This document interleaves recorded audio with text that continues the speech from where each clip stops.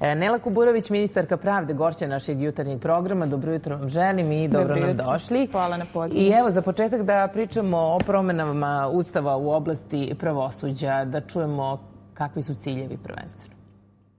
Dakle, akcijnim planom za poglavlje 23 Srbija je obavezana da promeni Ustav u delu koji se odnosi na pravosuđe, odnosno na organizaciju sudske vlasti i rad javnih tužilaštava. Ministarstvo pravde je još u maju mesecu započelo konsultativni proces zajedno sa Kancelarijom za civilno društvo, kada smo pozvali sve zainteresovane strane prvo da dostave svoje pismene predloge, a nakon toga smo krenuli sa javnim raspravama i organizovanjem okruglih stolova širom Srbije. Ono što moram da istaknem u početku da smo upravo kroz ovu široku javnu raspravu gde smo pozivali sve zainteresovane da učestvuju u ovom procesu pokušali da saznamo i vidimo u kom smeru zainteresovane strane žele da idu promene Ustava. Ono što nas obavezuje kao državu je da u ustavnim amandmanima smanjimo uticaj političke vlasti na postupak izbora nosilaca pravosudne funkcije. Da li je javna rasprava i dalje u toku? Jeste, javna rasprava je i dalje u toku, iako su okrugli stolovi završeni. Poslednji je bio u Beogradu tokom prošle sedmice. Ono što nas sada očekuje je dolazak eksperata iz Venecijanske komisije, bez čijeg mišljenja inače i Srbija ne može da ide sa predlogom ustavnih amandmana u Skupštinu. Nakon toga će Ministarstvo pravde da izađe sa konačnim predlogom koji će takođe biti na javnoj raspravi, ali će biti dostavljen Venecijanskoj komisiji. Nakon čijeg pozitivnog mišljenja, nadamo se ovog puta da će to biti tako, ćemo moći dalje da govorimo o promenama i slanju ka Narodnoj skupštini. Ono što je najbitnije da kada je reč o ustavnim promenama, jako najviše pogađa nosioce pravosudnih funkcija i sudije i tužioce. Reč je ipak o najvišem pravnom aktu gde postoji zainteresovanost celog društva, jer nije samo pitanje postupka i načina izbora vezano za sudije, jer upravo organizacija sudske vlasti tiče se svih građana. Svi mi možemo biti pred sudom, možemo da tražimo zaštitu naših prava, a pre svega mora da postoji poverenje građana u pravosudni sistem. Mi smo pre nekoliko godina imali jednu, odnosno pokušaj reforme pravosudnog sistema. Neke sudije, tužioci su proglašeni za nedostojne, onda su oni žalili, onda je Evropa koja je inicirala tu promenu izrazila svoje nezadovoljstvo načinom kako je to obavljeno i onda su stvari vraćene na početak i ova promjena Ustava je nešto novo, je tako?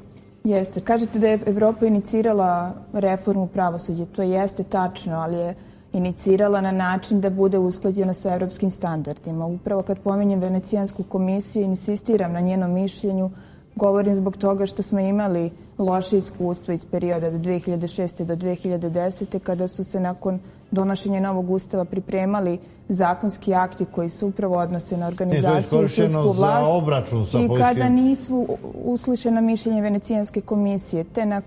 Tek nakon sprovedene reforme 2010. godine u javnosti je izašlo konačno mišljenje, ne samo onako u fragmentima kako je do tada korišćeno. I reforma je tad pala?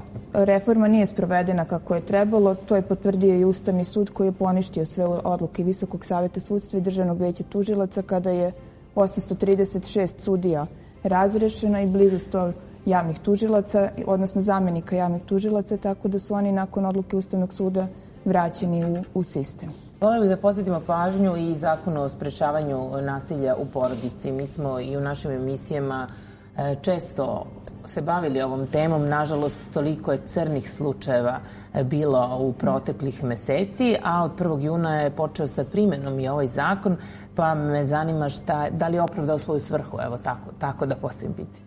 Pa ako posmatramo statistiku i slučajeve, Ministarstvo pravde je itekako zadovoljno efektima koje je ovaj zakon postigao. Pre svega, iako je zakon usvojen u decembru prošle godine, ostavljen je bio duži vremenski period kako bi se svi pripremili za efikasnu primenu i implementaciju zakona koji je počeo da se primenjuje 1. juna.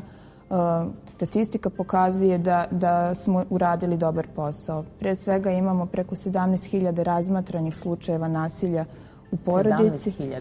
Da, brojka jeste velika. Neko bi možda rekao da se nasilje povećalo, ali pre bih rekla da su se žrtve snažile da prijave nasilje, da konačno imamo pravu statistiku i evidenciju, da se prijave ne sklanjaju u fioke, nego postoji obaveza svih organa da postupe. Nažalost, očigledno smo morali da donesemo zakon da bi rekli da svi organi moraju međusobno da koordiniraju i sarađuju, jer takva koordinacija je do sada izostajala. Sada imamo dobru koordinaciju i policijskih službenika, i javnog tužilaštva, sudova, dobru koordinaciju sa centrima za socijalni rad, jer upravo zakon je uspostavio obavezu da svi moraju da sarađuju, da se formiraju grupe za saradnju i koordinaciju gde su uključeni predstavnici svih ovih organa koje sam nabrojala, i postoji obaveza da se sastoji na 15 dana kada razmatraju sve slučajeve koji su prijavljeni u okviru jednog javnog tužilaštva. Pored toga što razmatraju slučajeve, postoji obaveza da sastavljaju individualne planove za žrtve, pa tako možete da pratite da li svaki organ koji je bio zadužen za neku aktivnost ispoštovao tu svoju obavezu, da li je preduzeo u određenom zakonskom roku, tako da ne bi došli u situaciju da svako posle beži od odgovornosti kada nastaje, nažalost, neki nesrećni slučaj. Tako da smo i tekako zadovoljni, pored toga što se razmatralo, kažem, nešto više od 17.000 slučajeva, u 6.000 slučajeva su izrečene hitne mere.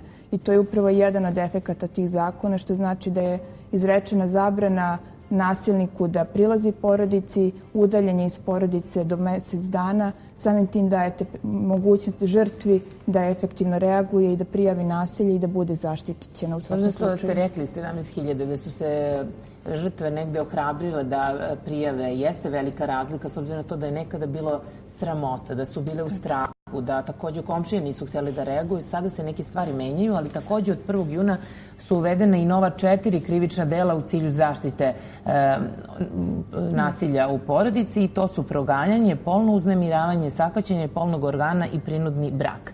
Da li su ovakve optužnice negde podignute?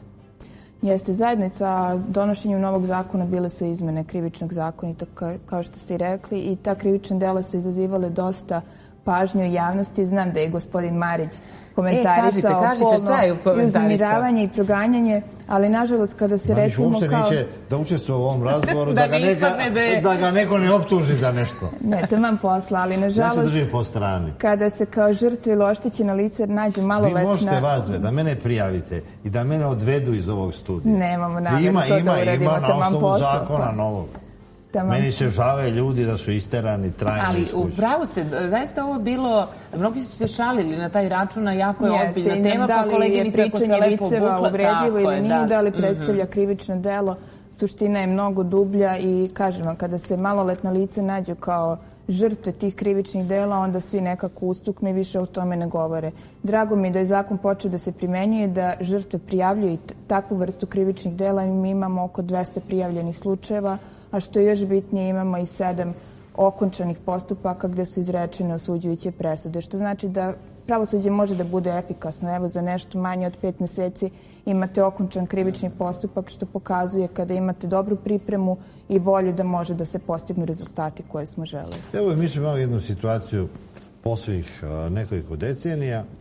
Prvo, strani investitori nisu dolazili u Srbiju, žalili se na srpsko pravosuđe, da nemaju sigurnost za svoje ulaganje, i u svakom ugovoru kad su stranci dolaze, oni ne priznaju sud države Srbije, nego međunarodnu arbitražu. I praktično od 90. godina do danas sve međunarodne arbitraže država Srbije izgubila. Od parking servisa, satelita... Ne bih rekla da je država Srbije izgubila sve arbitraže. Tačno jeste da se nije davala vera srpskim sudovima i da su ugovorene arbitraže, ali ima arbitraža gde smo imali uspeh. Tako da nemojte da govorite da smo sve arbitraže izgubili. Ali ono što ja znam, sve te velike smo izgubili. Pa zavisi kako posmatrate. Negde se traži mnogo veći iznos od strane tužioca u toku arbitražnog postupka, a bude dosuđen mnogo manje. Onda je pitanje da li ste nešto izgubili ili ste ipak uspeli u tom sporu. Ali tačno je da strani investitori nisu imali poverenje u srpsko pravosuđe, pre svega zbog dužine trajanja postupaka, gde ste imali... Stečaje traje duže, kad se završi, očerupa se imovina. Znamo, bilo je dosta tih mehanizama da se sabotira pravda, a ne da se ostvari. Pa ne bih rekla da se sabotira, ali jednostavno pravosuđe nije bilo efikasno. I to su pokazivali rezultati rada, ono što moram da istaknem da postoji napredak. Da se promenilo i da to nije samo da kažemo mi iz ministarstva, već i međunarodni partneri koji cene rad pravosuđa konstatuju da ima poboljšanja i napretka. Da li smo dostigli ono što želimo, nismo još uvek, ali dosta toga treba da se radi, dosta toga je i urađeno. Mnogo toga Ministarstvo pravde radi iz okvira svoje nadležnosti, ne bi li rasteretilo sudove i ubrzalo postupak, a s druge strane opet pojavljuju se neke nove materije koje do sada niste imali, koje nisu bile regulisane, uvode se neki novi pravni instituti, pa samim tim povećava se priliv predmeta u sudovima. Ministarstvo radi dosta toga, ono što je najbitnije da pokušavamo da sudovima i tužilaštvima obezbedimo normalne uslove za rad, što je i obaveza Ministarstva pravde, bilo da je to kroz rekonstrukciju, kroz izgradnju novih zgrada, poboljšanje smeštajnih uslova, zatim izmeštanjem svih onih materija koje nisu sudeće materije u pravom smislu te reči, bilo da je u pitanju overa potpisa koja je izmeštena i premeštena u nadležnost javnih beležnika, gde imate situaciju da je uvek je bio protest oko toga. Tad su advokati koji su zavađeni, evo već više od 10 godina, prvi put su se udružili kada je trebalo da demonstriraju i štrajkuju protiv notara. Dobro, ali nisu bili javni beležnici povod za štrajk advokata. To je krenulo zbog načina porezivanja, uvođenja nove uredbe gde nisu bili konsultovani, a to se onda posle prebacilo i na javne beležnike koji su Znači, počelo je prvo oko fiskalne kase. Tako, počelo je tako, ali mislim da se sada situacija promenila i da i građani vide koji su benefiti od rada javnih beležnika, pre svega da imate ubrzane postupke, veću pravnu sigurnost. Veliki otpor je bio i oko sudskih izvršitelja, jer računalo se da je to bezakonje, ali Ministarstvo pravde rekao da može bilo ko da bilo kakvu nezakonitost sudskih izvršitelja da prijavi. Tačno. Javni izvršitelji su uvedeni u pravni sistem 2012. godine. I upravo kad pričate o stranim investitorima, jedan od problema je bio zato što vi niste mogli da izvršite pravnosnažnu sudsku odluku. Da, neko uvede u posed, najveći broj pritužbi je upravo bio na postupak izvršenja. Najveći broj predstavki Srbije pred Evropskim sudom za ljudska prava bio je upravo zbog izvršenja. Najveći broj ustavnih žalbi bilo je zbog tog postupka. Država je bila nemoćna da se suoči sa brojem preko 2 miliona starih izvršnih predmeta. Sudski sistem je tu zakazao i moralo se naći rešenje da se to poboljša. Javni izvršitelji su se pokazali kao efikasni. Oni sprovode izvršenje u mnogo kraćim rokovima i sada imate potpuno obrnutu situaciju. Ranije su bili poverioci ti koji su se žalili i nisu mogli da ostvare svoje prava. Danas su dužnici ti koji se bune. Čim imate efikasno sproveden postupak, naravno da onaj na čijoj imovini je sprovedeno, iako je zakonito, iako je na osnovu pravnosnažne sudske odluke, naravno da je nezadovoljan. Izvršitelji ne deluju bez sudske presude. Naravno, uvek imate pravnosnažnu sudsku presudu koja se sprovodi. S druge strane, rad izvršitelja se trostruko kontroliše. S jedne strane, sud na osnovu pravnih sredstava koji dužnik može da koristi u postupku, postoji kontrola od strane komore izvršitelja i kontrola od strane Ministarstva pravde i nismo ni malo blagi. Ja uvek volim da kažem da kada vide kolege iz ministarstva koji se bave nadzorom nisu ni malo popularni među izvršiteljima, s obzirom da koleginice rade i tekako odgovoran posao i rezultat njihovog nadzora je bilo i nekoliko razrešenja izvršitelja, što znači da ne bežimo od odgovornosti, da udaljimo iz sistema one koje ne obavljaju svoj posao kako treba. Radimo, još jednom pominjali smo nasilje u porodici, ali i nasilje na ulicama je takođe prisutno. Ono što se dešavalo u posljednje vreme je takođe, znamo svi za slučaj Tijane Jurić i nije jedini, nažalost. Znamo i da njen otac pokrenuo fondaciju Jurić i inicijativu za uvođenje doživotne kazne, je li tako, zatvora. Kad pogledamo forume, znate, ispod takvih tekstova, svi su za smrtnu kaznu listom do jednog od onih koje komentarišu. Da je svaka kazna mala za to. Imali smo porodično nasilje u centrima socijalni rad, 2 stravična ubistva, 2 tragedije. Kakav je stav ministarstva prema doživotnoj kazni zatvora? Kada je reč o Republici Srbiji koja je članica Saveta Evrope, o smrtnoj kazni ne možemo da govorimo. Ta kazna je iz našeg sistema izašla 2002. godine i bivše republike, Socijalističke federativne republike Jugoslavije su upravo bile jedna od retkih zemalja koje su imale smrtnu kaznu za razliku od ostalih evropskih zemalja. Kada je reč o doživotnom zatvoru, to je kazna koja je prisutna u većini evropskih zemalja.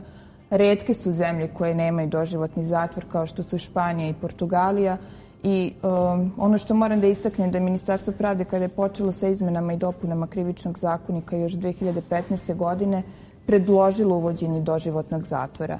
Stručna javnost možda u tom momentu nije odreagovala na pravi način, nisu dovoljno komentarisali, nisu dovoljno želeli da izađu sa svojim stavovima po pitanju uvođenja te nove kazne u naš pravni sistem. Međutim, Fondacija Jurić je definitivno pokrenula sve.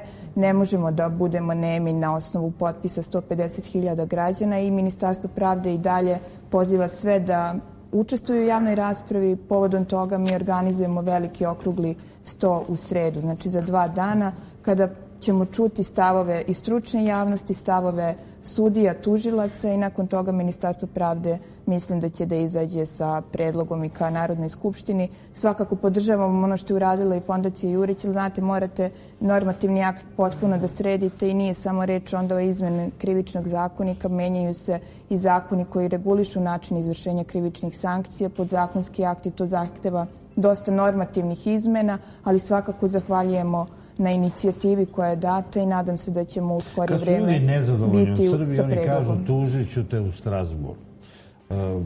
Praktično, kad se iscrpu sva pravna sredstva u Srbiji, ljudi se žale u Strasburu. Evo, imali smo jedan slučaj čoveka koji je optužen na 40 godina robije da je ubio svoje roditelje i on je oslobođen posle 14 godina robije pravosnažnom presudom. Zato što su utvrđene propusti.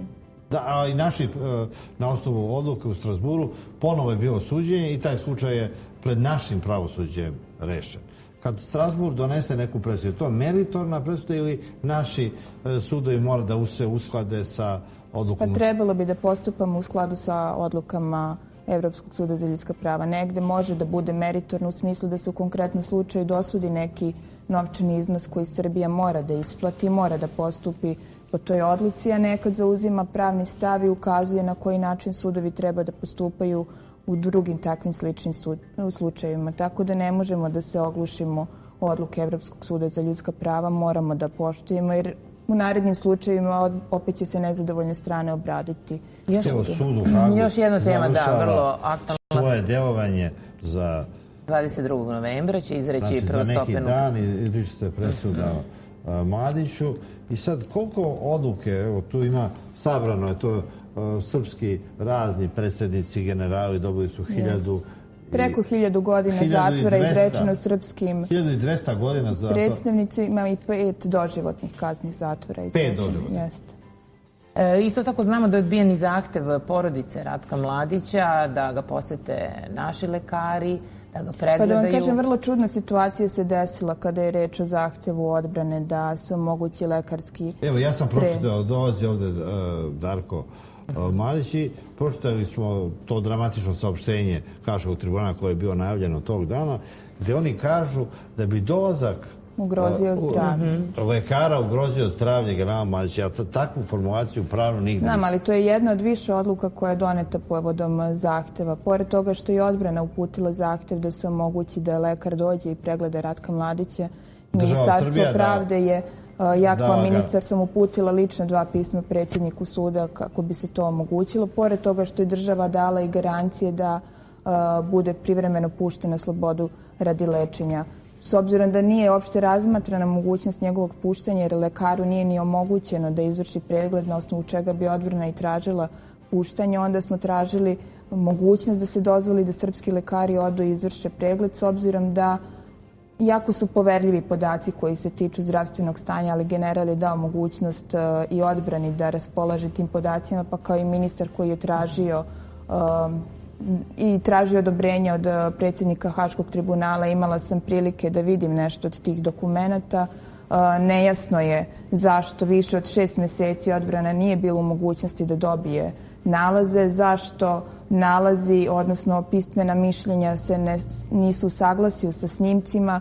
To je sve nešto što ukazuje da adekvatno očigledno lekarska nega nije data i čudni su načini na koji je taj zahtev odbijen. Prebacivanje odgovornosti, da li je predsjednik suda nadležan da odgovori našem zahtevu ili ne, ili je sekretar suda kao... Osuditi Mladića umreći za 3 meseca. U prvi dokumentu Zapadne obavještajne agencije i haški tužioci traže da se izvrši pritisak na sudije i da Mladić bude odmah najstrožije osuđen, jer neće živ dočekati proleće. Znači, to je jedna žurba da se donese presuda, da on živ sačeka tu presudu, jer bi oni to iskoristili kao presudu srpskom narodu. 12 srpskih državljana je umrlo, da li tokom samog postupka ili nakon izricanja presude. Nije prvi put da Srbija traži da se osuđeno lice ili lice koje u postupku pusti radi lečenja. Podsjetit ću vas da je tu bio i Tolimir, koga nisu pustili pa je umro